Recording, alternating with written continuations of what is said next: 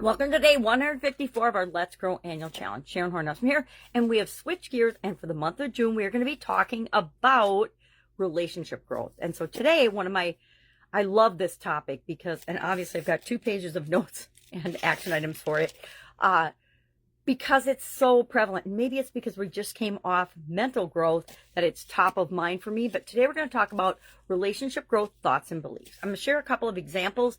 Of course, in Guide to the Let's Grow Annual Challenge private Facebook group page is Tony's story. We're going to follow him through how thoughts and beliefs that he had or decided to change in some instances impacted different levels and different types of relationships throughout his lifetime.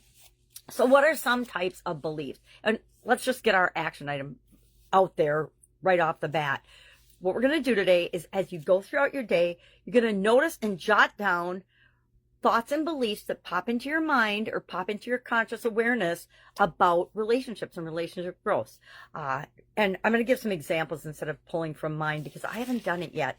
But then what we're going to do is we're going to create and just write down the whole list. And then by each one, I want you to put a little positive sign or a negative if you think that it is positively impacting your life or negatively impacting your life. Or you could put neutral if you don't think it has any impact at all. Sometimes what we think and believe doesn't have any impact on our actual results, but most of the time it does. We want to make sure we're focusing more on the positive things that impact our life than the negative things, because human nature is to focus on the negative things. So let me grab a magnifying glass, another sip of coffee, and we'll start giving some examples.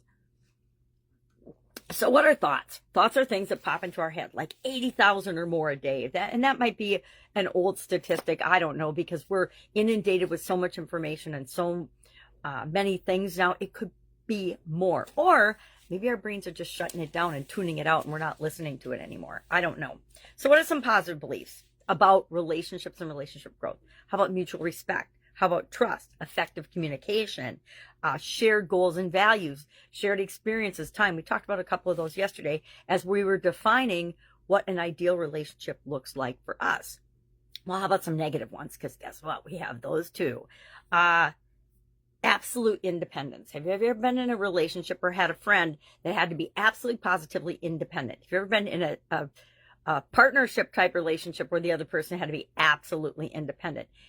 Chances are you're still not in that relationship, because they don't tend to last very long, because it's not really a relationship if somebody has to do their own thing all the time, no matter what.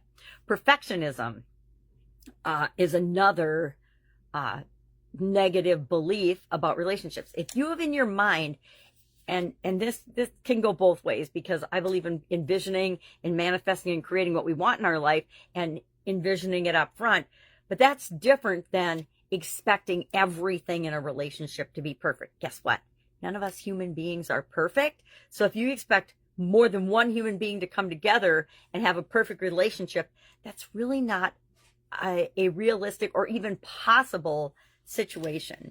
And then fixed mindset. And I was in a relationship like this for 25 years, where the person believed that they were 100% right about everything, no matter what, and would never change their mind about anything. Long story. Don't ask me how I got involved in that, because I know how now. Hindsight's always 20/20.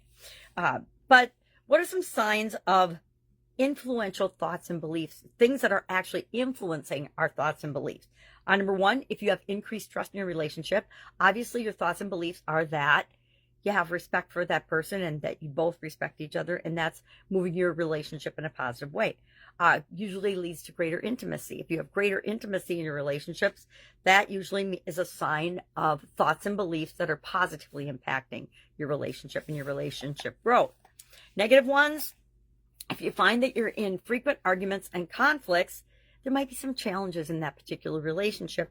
And you have to ask yourself, is this relationship really for me or not for me? A lot of times, and I'm guilty of this as well as most of us on the planet, test and tweak until we figure out what type of relationships are best for us. But if you find yourself not feeling good, or if you have emotional distance, or if you feel bad more than good in a relationship, guess what?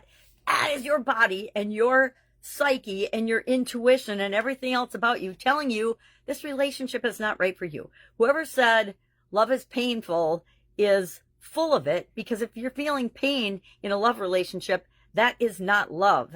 That is something very, very different. It usually has a lot more to do with control. Causes and risk factors of relationship growth challenges. Psychological. Childhood experiences can have a negative and profound effect on our adult relationships. Personality traits. Guess what? Some personalities click better together than others. That's just the way it is. And so if you're in a relationship with someone that has a personality trait that absolutely is the opposite or rubs you the wrong way, it might not work out.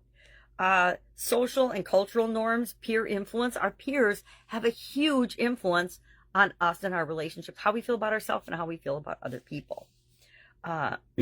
So we're going to talk about a lot of these things throughout the course of this month. There's diagnostics and tests and all kinds of things. We talked about some last month with respect to understanding our thoughts and beliefs. And there are things that we can do to prevent challenges in our relationships, as well as to make sure our relationships go the way we want them to. And those are all, the foundation of all of these things are our thoughts and our beliefs. And our beliefs, again, form from a thought that is attached to or an experience that happens with strong emotions, either positive or negative, associated with it.